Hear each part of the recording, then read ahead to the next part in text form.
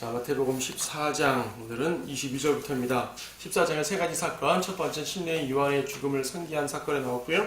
두 번째는 소위 말하는 오병이어의 기적, 보리빵 5덩어리와 물고기 2마리로 5,000명을, 성인 남성만 5,000명을 먹으셨던, 각자 여자와 아이들 합치면 더 많겠죠. 자, 그런 일이 있었고요. 22절은 연결된 사건입니다. 동떨어진 사건이 아닙니다. 22절에서 그리고 나서 곧 예수께서 제자들을 재촉하여 배를 타고 먼저 건너편으로 가게 하시고 그동안 주께서는 무리를 보내시더라. 무리를 보내신 후 주께서는 기도하러 따로 떨어져 있는 산으로 올라가셨는데 저물었을 때 거기에 홀로 계시더라. 자, 예수님께서 군중들을 흩어보내셨습니다. 이미 오병이의 기적을 행하실 때는 이미 이제 저녁 때가 되기 직전 뉘엿뉘엿한 시간이었기 때문에 빨리 먹고 흩어보내시고 예수님께서는 이제 산으로 올라가셨죠. 자, 제자들을 건너편으로 가게 하시다고 그랬는데 지금 여기가 이 베다니 근처에 있는 외딴 곳이라고 그랬습니다. 베다니 근처에 누가복음에 베다니란 말 나온다고 그랬죠. 자, 베다니에서 건너편 33절 보니까 34절 보니까 게네사렛 땅에 이르렀다. 게네사렛 땅. 게네사렛이라는 곳은요.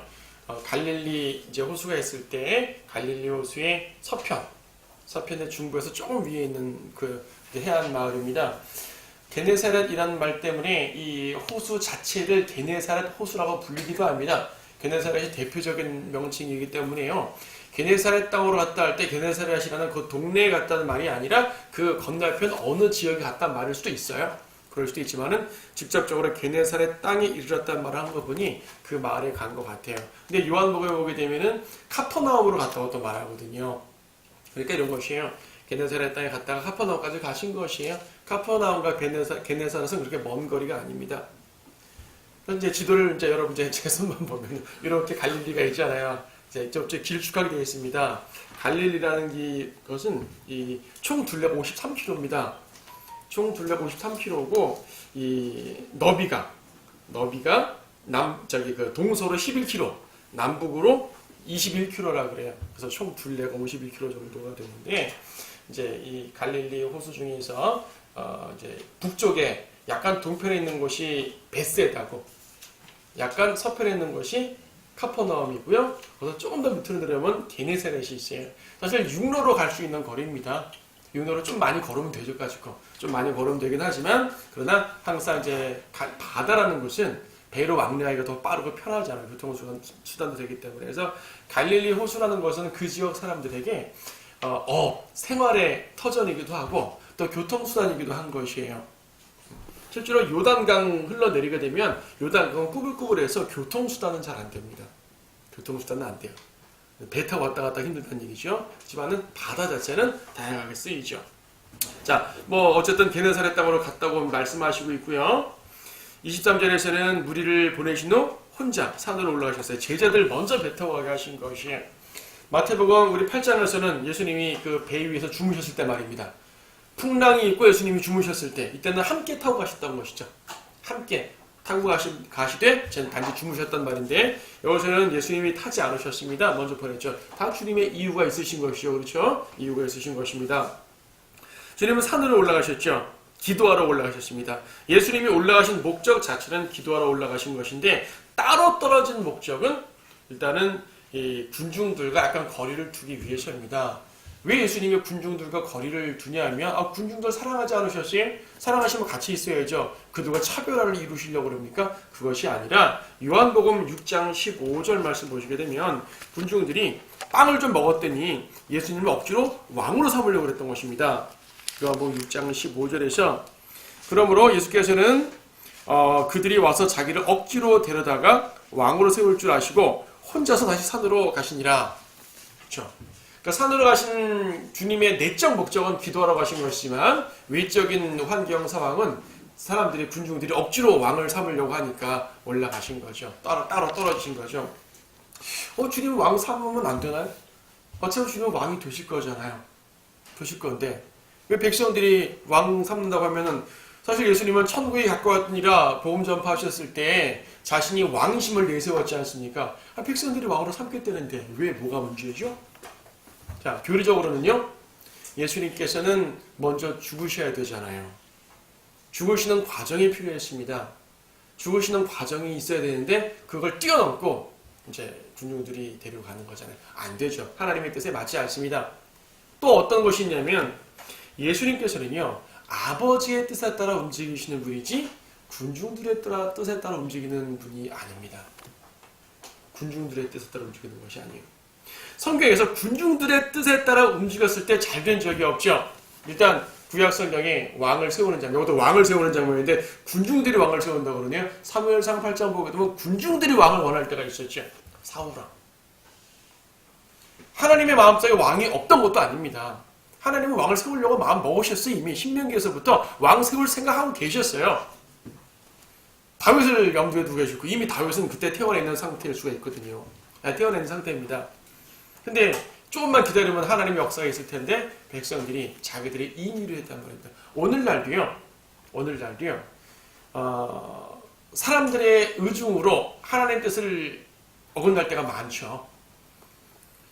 굳이 뭐 정치적으로 민주주의니 아닌 이걸 말하고자 하는 것이 아니에요. 교인에 의해서도 마찬가지입니다. 회중들이 하나님의 말씀을 온전히 신뢰하고 주님의 성령님의 이끌림 받아서 자발적으로 하는 것과 그들의 육신적인 생각으로 막 교회를 움직이려고 하는 건 좀 다른 차원이겠죠. 그렇죠? 하나님께서 원하실 뜻이 아닙니다. 하나님께서 예수님은 자신이 하나님이심에도 불구하고요, 아버지의 뜻에 따라서 행하셨던 분이고요. 우리 모든 성도들에게도 성경을 통해 계시되는 하나님의 뜻을 따르라고 말씀하고 있는 거죠. 물론 우리 안에서 역사하시는 성령님의 인도함 받는 것도 맞지만 그것을 구체적으로 알려면은 결국 말씀을 통해서입니다. 그렇지 않습니까? 말씀을 통해서 주시는 그 뜻을 따라야 됩니다. 그것이 가장 우선입니다. 때로는 모든 사람들의 의견보다 하나님의 말씀만 따라가고 그럴 때도 있어요. 가능하면 모든 성도들의 의견이 곧 하나님의 말씀의 의견인 경우가 제일 좋죠. 이 말은 뭐냐면 모든 성도들이 온전한 말씀 가운데 제대로 성장하여서, 그렇죠? 성장하여서 성령님의 인도를 받는다면 성도들의 의견이 곧 성경 말씀 의견이기 때문에 문제가 전혀 없습니다. 그렇게 되지 않을 때가 가끔 생길 수가 있잖아요. 인간들이 육신적이다 보니까 이때는 하나님의 말씀을 순종하고 하나님 뜻 가운데 있는 그 질서에 순종하는 것이 가장 좋겠지요. 지금 예수님께서는 그런 것입니다. 군중들에 의해서가 아니라 철저하게 아버지의 뜻 가운데서 움직이시고자 원하셨던 것이에요. 아버지의 뜻과 군중들의 분주한 모습이 겹쳐질 때는 일단 피하는 게 좋습니다. 이게 이 분주한 가운데서, 소란한 가운데서 이렇게 우왕좌왕하고 할 수 있지 않습니까? 내가 어떻게 되는 거지 할 때는 잠깐 멈추는 거죠. 스톱하고 하나님을 깨가는 것이에요. 하나님 앞에 단독적인 모습으로 조용히 서서 급하게 응답받으려 할 필요는 없는 거죠. 뭐 급작스러운 문제야 당장 응답받아야겠지만 그렇지 않다면 약간 여유를 두고 주님 앞에 기도하면서 주님의 뜻을 구하고 말씀 가운데 계시하시는 성령님의 음성을 기다려야 될 필요가 있습니다. 자, 영적인 적용이었죠.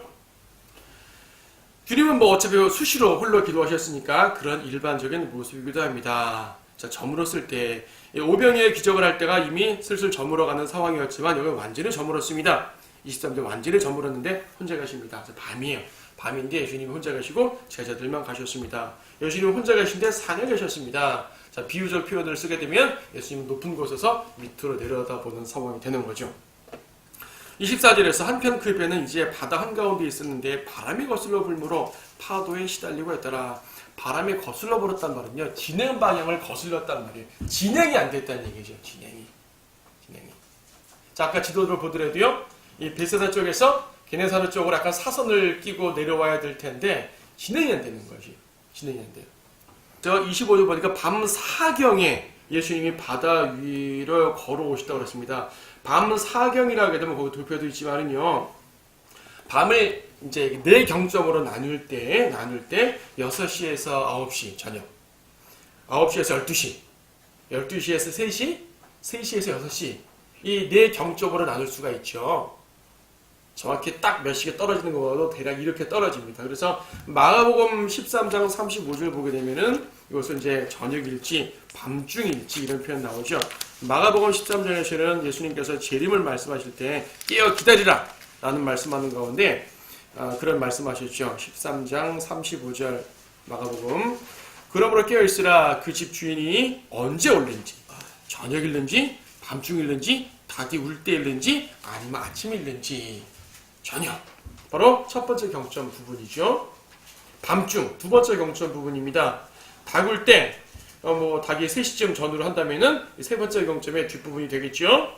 아침 3시를 아침이라 말하진 않습니다. 3시에서 6시가 네 번째 경점인데 네 번째 경점의 끝부분이 아침이 되겠죠. 이렇게 경점의 네 수로 나눔에 있어서 네 번째 경점이라는 얘기는 마지막 경점. 그래서 교회 시대 전체를 말할 때 이제 교회 시대 끄트머리라고 보는 것입니다. 교회 시대는 밤으로 예표가 됩니다. 교회 시대를 낮으로 예표할 때가 딱 한 번 마태복음 20장에서 나오는데 그때 가서 설명하도록 하고요. 교회 시대를 낮으로 표현할 때는 우리가 열심히 일하라는 개념으로, 밤엔 일할 수 없으니까 낮에 일해야 되니까 열심히 일하라는 개념으로 말할 때는 교회 시대를 낮으로 표현합니다만은 교회 시대의 영적인 상태를 말할 때는 항상 밤이에요. 밤. 그리고 주님이 오시는 것을 지금 비유적으로 주님 재림을 연관돼서 설명을 하려면은 밤 제4경이니까 네 번째 경점이죠. 자, 그럼 가만히 보세요, 여러분. 지금 예수님께서 이 제자들을 먼저 보내시고 산에 올라가신 시점은 밤 첫 번째 경점쯤일 겁니다. 6시 지나서 7시 그때니까. 제자들은 이때 출발한 거예요. 이때 출발했는데 네 번째 경점까지 적어도 6시간 이상을 바다에서 헤매고 있었습니다. 바람이 거슬러 불었기 때문에. 얼마큼 갔냐면요, 이 요한복음 6장 19절 보니까 보세요 한번. 요한복음 6장 19절 말씀 보면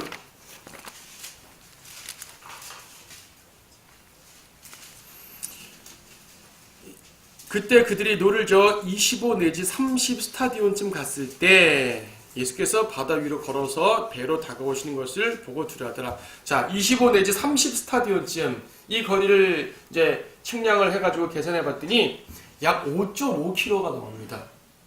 5.5km. 그러니까 밤에 7시쯤에 출발해서 새벽 적어도 한 4시까지라 칩시다. 5시 정도. 그럼 몇 시간이에요? 한 8시간 정도 되죠. 이때까지 5km밖에 못 간 거예요. 바다를. 바람이 거슬러 보니까. 되게 힘들게 노져온 것입니다. 풍랑 가운데서. 이게 바로 세상입니다. 세상은 우리를 진행하지 못하게 하죠. 영적 적용으로, 영적인 견지로 적용할 때 세상은 우리를 믿음의 전진을 못하게 만드는 거예요. 못하게 만들고 계속 거슬러 불고요. 가지 못하죠. 요한복음 보게 되면요, 이 주님께서 배에 좀 이따 보겠지만 주님께서 배에 딱 올라오시니까 이 배가 목적지로 도착해 버렸다고 그래요. 주님이 오시니까 타니까 그냥 가버린 거예요. 그냥 그렇게 진행을 안 하던 배가 그걸 보죠 한번. 요한복음 6장에서 21절이잖아요. 그때 그들이 주를 기꺼이 배 안으로 영접하니 배가고 그들이 가려던 땅에 닿았더라. 이게 초자연적으로 뿅 하고 갔다는 말일 수도 있고요. 아니면 이때부터 제대로 진행됐다는 말일 수도 있습니다. 그리고 이제 지도가 있으면 좋은데 이 갈릴리에서 여기서 베다니쯤에서 이만큼 중간쯤 온 거야. 이 사산으로 게네사렛 땅으로 가기 위해서 중간쯤 하는데 전체가 이제 상가가 21km라고 말하니까 4분의 1 정도에 있겠죠. 이 정도 들어온 것이에요. 이 정도에서 헤매다가 주님께서 타니까 이것이 초제한적으로 갔든 아니면 정상적인 속도로 갔든 제 시간에 가게 된 거란 말입니다. 막힘이 없이 가는 거죠. 주님이 오시면 막히지 않습니다. 주님이 함께 계시면 막히지 않는다는 얘기예요. 능력자 주님께서 있으시면은 여러분들은 무엇을 하든 전진할 수가 있는 것입니다. 근데 주님과 함께 하지 않게 되면은 전진해야 되죠. 세상 풍랑 속에서 안 된다는 얘기입니다. 이것이 바로 이 본문이 보여주는 영적인 적용이기도 합니다.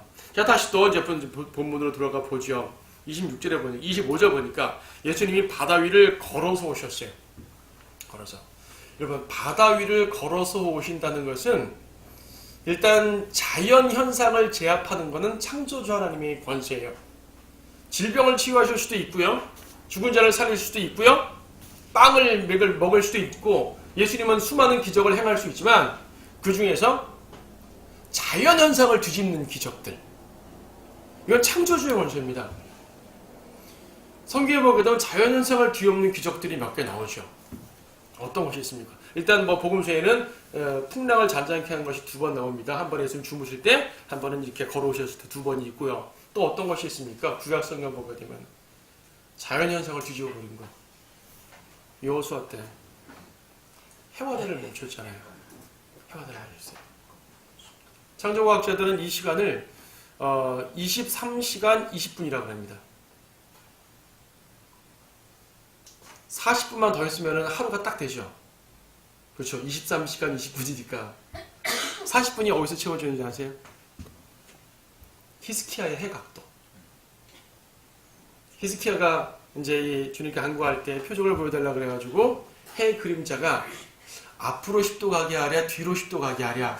앞으로 가는 거 쉽습니다. 뒤로 가게 하십시오. 해주십시오. 앞으로 가는 것도 쉬운 게 아닙니다. 확 가는 건 쉬운 것이 아닌데, 그래도 이제 어쨌든 진행 방향이니까 주님의 능력 보여주려면 이왕이면 뒤로 보여달라는 얘기죠.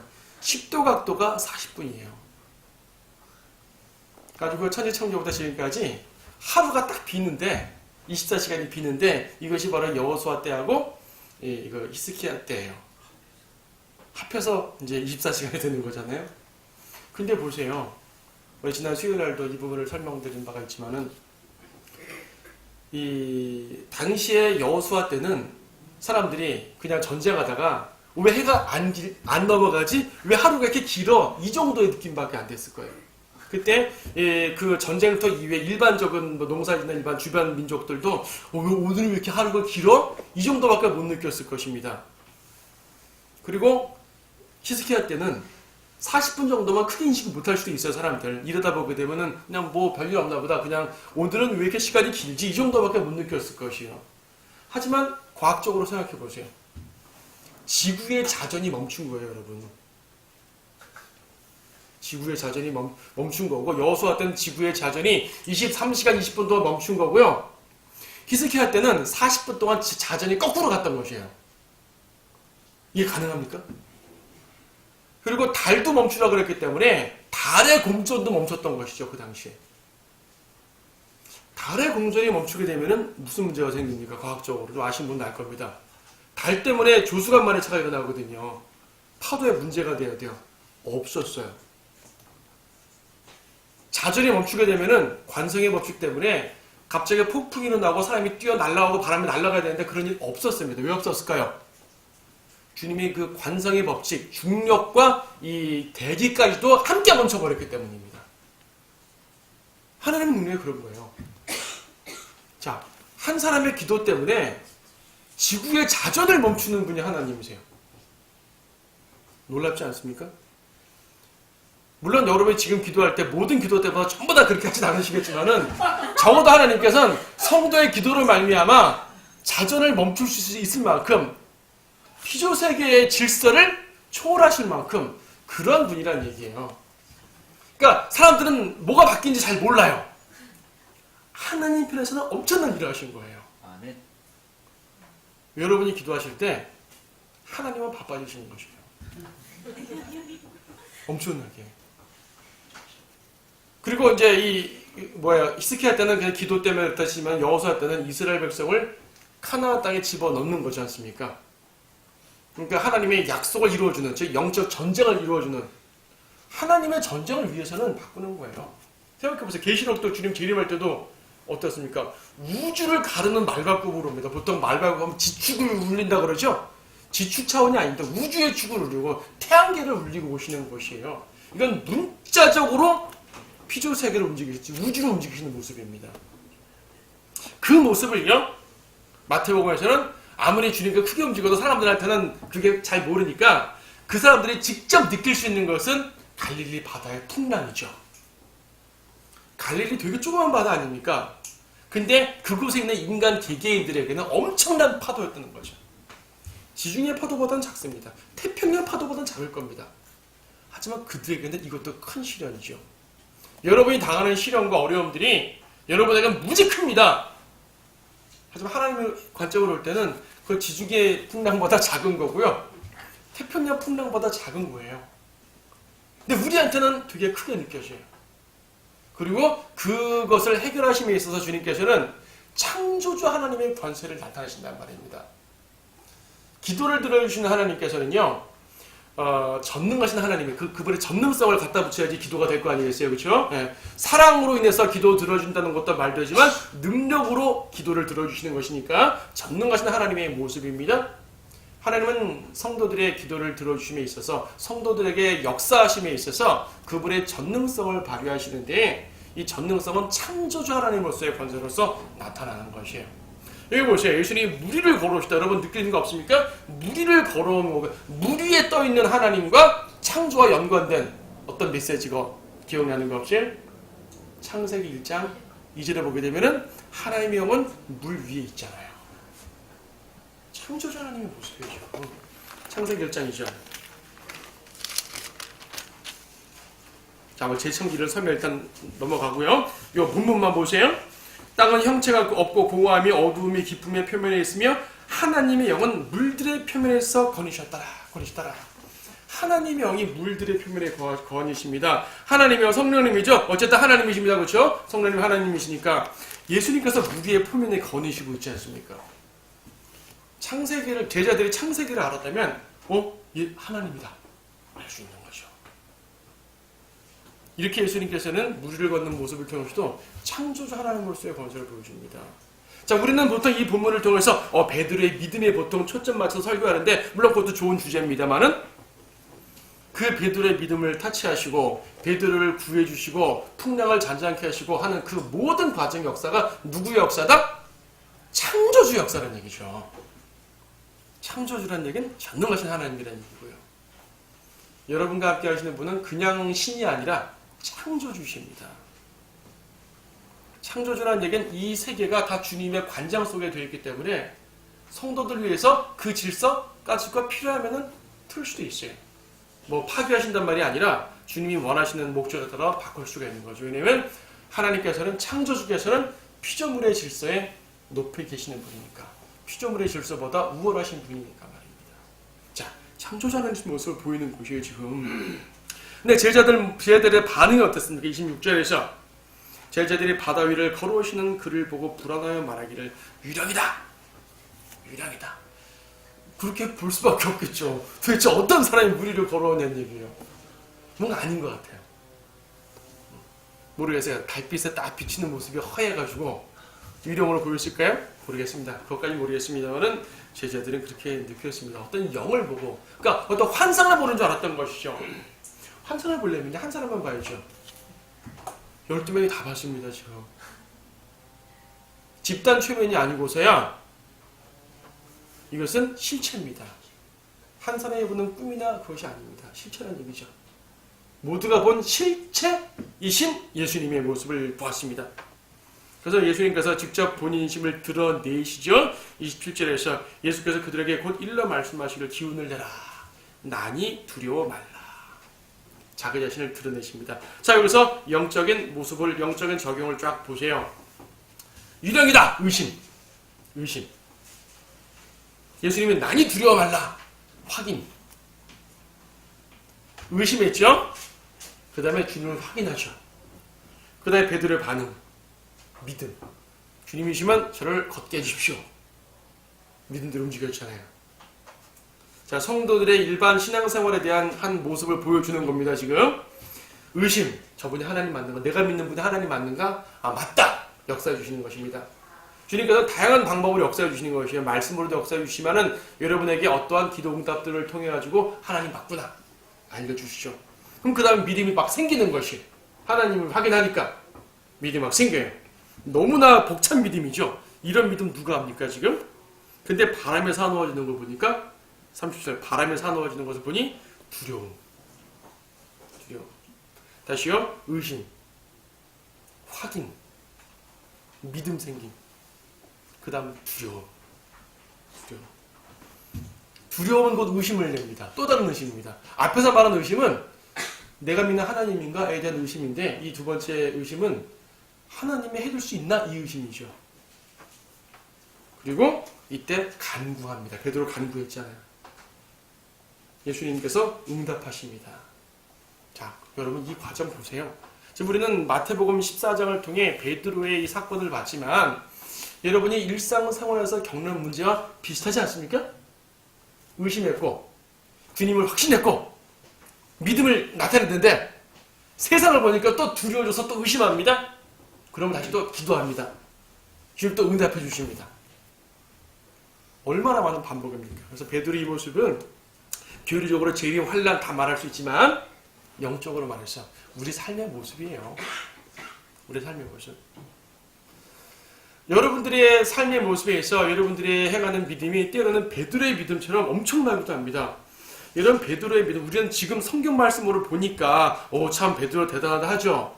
당시의 제자들 상황 속에 들어가 보세요. 여러분 바로 옆에 있는 누군가 베드로가 바로 옆에 있는데 주님 저 걷겠습니다.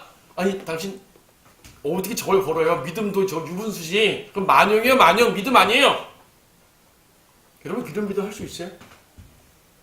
감히 누가 예수님이 무리로 오는 것을 보고 나도 걷게 했어야 하겠습니까? 걷게 해주십시오. 주님이시라면 저도 걷게 해주십시오. 예수님 오케이 와봐라 그랬습니다. 실제로 했어요. 몇 발짝 걸었습니다. 우리가 볼 때는 정말 말도 안 되는 믿음, 만용. 근데 해냈던 적이요. 더 놀라운 건 이 상태에서 베드로가 물에 빠지니까 예수님이 하신다는 말씀이 31절 너 믿음이 적은 자야. 어찌 의심하느냐. 세상에 베드로보다 믿음 적대요. 무리를 걸은 사람 더러. 이 정도의 믿음만 있어도 대단한 건데 당연히요. 물에 빠질 수밖에 없죠. 여러분 같으면 어떻습니까? 그래도 잘했어. 그 정도면 큰 믿음이야. 비록 물에 빠졌지만 어쨌든 걸었잖아요. 어쨌든 믿음을 행했잖아요. 누가 이런 믿음을 행하냐고요. 충분히 잘했어 라고 할 텐데 예수님은 전혀 그렇게 말씀하지 않으시고 믿음이 적다 말씀합니다. 도대체 무리를 걷는 게 믿음이 적은 거면 얼마나 해야지 믿음이 큰 거냐는 얘기예요. 예수님의 믿음 방식은 우리가 생각하는 것과 다르다는 얘기죠. 왜 다르죠? 우리가 볼 때는 그래도 저 정도면 큰 믿음인데 그렇잖아요. 이 정도면 큰 믿음이지. 이 정도 해볼 분 계십니까? 예수님은 적다고 그랬습니다. 도대체 예수님은 어떤 관점으로 그런 말씀했냐 얘기죠. 자, 사람들의 관점은요. 이 믿음의 외형적 크기만 봅니다. 무리를 걷는다는 것은 대단하죠. 한 발자국이라도 걸었다면 대단한 겁니다. 대단한 믿음이었어요. 여러분이 볼 때, 우리가 볼 때. 어떤 관점으로? 믿음의 외형적 크기로 말할 때는. 근데 내면적으로는 큰 것이 아닙니다. 예수님 볼 때는 그런 관점으로 말한 것이 아니라 풍랑을 보고 의심하는 그 모습을 말씀하신 것이에요. 풍랑을 보고 의심하는 것. 자, 풍랑이 뭡니까? 이 세상의 모습입니다. 주변 환경입니다. 주변 환경이에요. 나에게 일어나는 각종 사건들입니다. 사건, 사고들이고요. 주변에 일어나는 모든 일들이 나를 힘들게 합니다. 이때 의심을 하게 되면 그는 베드로처럼 믿음이 적은 자라고 말하는 것이죠. 예수님은 그걸 보신 것이에요. 예수님께서 이 겨자씨 하나를 만한 믿음만 있어도 뽕나무 보러 바다에 빠지라고 하신다 말씀하시잖아요. 앞에서 외형적 믿음으로 보게 되면 우리가 볼 때 겨자씨 믿음 그 정도만 있어도 된단 말입니까? 예수님은 외형적 믿음을 말씀하신 것이 아니에요. 외형적 믿음으로 말한다면, 외형적 믿음의 크기로 말한다면 베드로가 엄청 큰 믿음입니다. 예수님께서 그래? 그런 크기? 크기로 말하면 그거 필요 없어. 크기로 말하면 겨자씨 하나만 있어도 돼. 하지만 진짜 믿냐 이거예요. 주변 상황을 보지 않고 나만 볼 수 있냐 이거죠. 주변 상황을 다 때려치고 나만 볼 수 있다면 넌 믿음 있는 거다. 근데 아무리 믿음을 크게 움직였다 할지라도 주변 상황을 보게 되면 그는 믿음이 적은 거예요. 무슨 말씀인지 아시죠? 여러분의 눈이 상황에 있는지 주님께 있는지가 다릅니다. 주님께 있다면요, 외형적 크기는 겨자씨만큼 작을지라도 믿음이 있는 것이고, 우리의 눈이 상황에 있다면, 상황에 영향받는다면 베드로처럼 무리를 걸었다 할지라도 그는 믿음이 없는 겁니다. 관점이 다르죠? 네. 외형적 크기가 아니라 누구에게 눈이 있냐, 상황이 아니라 주님께 있읍시다. 이게 주님께서 베드로에게 믿음이 없다고 말씀하신 이유입니다. 하지만 30절에서 베드로가 주여 나를 구해주소서라고 겸손하게 구했을 때 예수님께서는 손을 내밀어 잡으셨어요. 생각해 보세요. 바다에 빠지는 것이 서서히 빠져갈 거예요? 푹 빠질까요? 푹 빠지죠. 인간 지금 그 중년 남성의 몸무게가 얼마큼인지 모르지만 뱃사람 몸무게가 어떻게 믿음으로 두어 발짝 걸을지 모르지만 믿음이 딱 사라지는 순간 일반적 몸뚱이가 되는 것이에요. 그럼 푹 빠지죠. 특히 파도 왔다 갔다 하는데 이건 상당히 급작스러운 기도입니다. 서서히 한 몇 분 동안 빠지는 것이 아니란 말이에요. 지금 점점 빠집니다 주님 하는 것이 아니라 갑자기 팍 빠져서 어프어프하는 상황입니다. 주님 도와주세요. 주님 탁 잡는 거죠. 아니면 물에 빠지기 직전에 딱 잡아줄 수도 있습니다. 그 순간 이제 딱 빠지는 순간에. 그래요. 역사상 가장 빨리 응답된 기도입니다. 그렇잖아요. 가장 빨리 구해달라는 기도는 역사상 가장 빨리 응답됩니다. 자, 여러분은 이미 가장 빠른 기도를 응답받은 분이에요. 구해달라는 기도. 어떤 구해달라는 기도? 그렇죠. 여러분의 혼을 지워서 구해달라는 기도하는 순간 구원 받았잖아요. 영접 기도하는 순간 사실은 영접 기도 문이 중요한 게 아니었어요. 그렇죠? 내가 주님을 믿겠다. 주님, 저는 주님 믿겠습니다. 제 안에 들어오십시오라는 그 짧은 그 영접의 순간 말입니다. 그것이 기도문의 형태든 어떤 개인적인 마음속의 기도든 어떤 형태든지 간에 주님을 영접하겠다는 그 기도, 저를 죄에서 용서해 주십시오라는 그 기도는 베드로의 기도처럼 즉각적 응답 이루입니다. 여러분, 어떤 분들은 저는 기도 응답이 잘 안 돼요. 저는 기도 응답이 잘 안 돼가지고 기도에서 참 오랫동안 주님 딜레이 시킵니다. 제가 한 번만이라도 제대로 응답받은 적이 있다면 저는 주님을 믿고 기도 열심히 할 텐데요. 응답받은 적이 없으니까 기도 잘 안 됩니다. 없긴 왜 없어요? 베드로처럼 즉각적 응답 받으신 경험이 있으시면서 그렇잖아요. 주님께 담대히 나아가자 이겁니다. 여러분은 이미 대단한 믿음의 기도로 승리를 해본, 아무리 못해도요, 한 번 이상은 해본 경험이 있으신 분이에요. 더 이상 못할 게 보이셔요. 베드로처럼. 비록 의심으로 무너졌지만 그 다음 순간 베드로는 다른 데가 아니라 주님을 봤습니다. 어프어프하면서 헤엄쳐서 다시 배에 노를 잡았다든지 이런 거 아니잖아요. 베드로가 물에 빠지기 가라앉기 시작하는지라 그가 헤엄을 쳐서 배로 돌아가더라 이렇게 되어 있습니까? 가라앉기 시작하는데 이 순간 주님을 불렀습니다.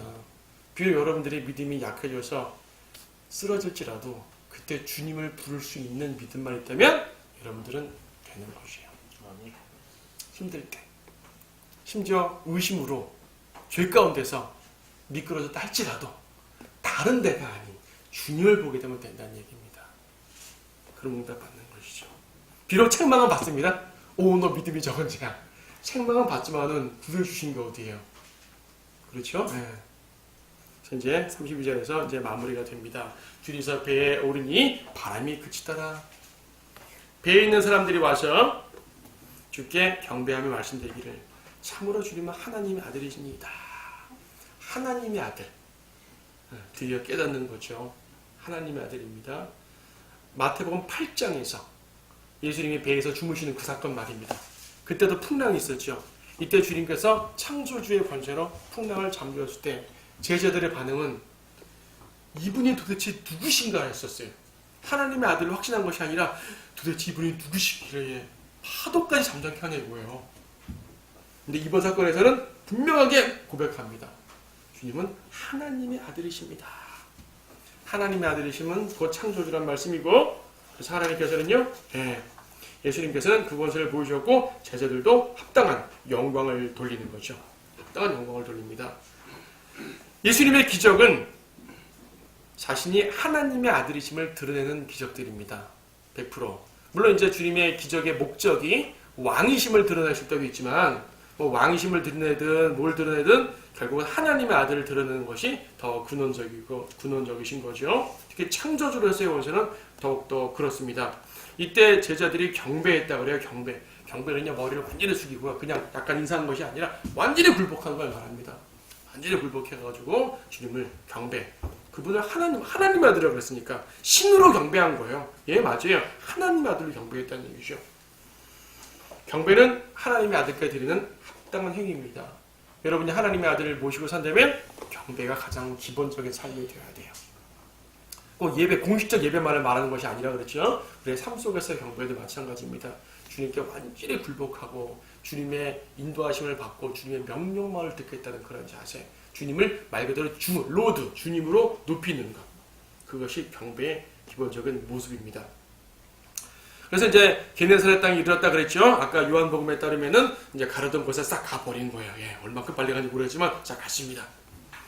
북어 사람들이 주를 알아보고 35절 주변에 있는 온 지방의 소식을 보내어 모든 병자들을 그에게로 데려와 주의 겉옷단만이라도 만지게 해 주시기를 간청하시니며 만지는 자는 모두 온전히 나으니라. 자, 마태복음에서는 도착한 그 지역 주변 사람들이 모여들어서 병자들 치유를 말씀하셨고요. 똑같은 사건이 요한복음 6장은 우리 오전에 이제 주의 만찬도 때도 설명드린 바가 있지만 이제 백성들이 모여서 생명의 바에 관한 설교로 또 연결되기도 합니다. 이 모든 것들이 오병이의 기적을 일으킨 그 밤과 그 다음날 모든 사건들이에요. 예수님 좀 쉬시고 싶은데 쉬지 못하셨어요. 우리 그 오병이의 기적도 말씀드렸잖아요. 제자들이 좀 쉬고 싶어서 보냅시다. 주님, 아니 너희들이 먹을 걸 주어라. 주님은 못 쉬죠? 못 쉽니다. 언제까지 못 쉴까요? 십자가 때까지 못 쉽니다. 조금 쉬신다는 게 산으로 올라가서 기도하신 것입니다. 자, 우리는 육신을 입었기 때문에 쉬어야 됩니다. 안 쉬고 사역할 수 없겠죠. 하지만 적어도 예수님의 심정을 품어야 되겠다는 얘기입니다. 게을러서는 안 된다는 얘기입니다. 주님이 일하시니 나도 일해야겠다. 예수님도 아버지께서 일하시니 나도 일한다 그랬거든요. 그래서 주님이 일하시니 나도 일해야겠다. 그럼 나 언제 쉬냐? 주님은 쉴 때가 있겠죠. 그렇죠? 그런 마음으로 주님을 섬기는 우리 모두가 되기를 바랍니다. 네.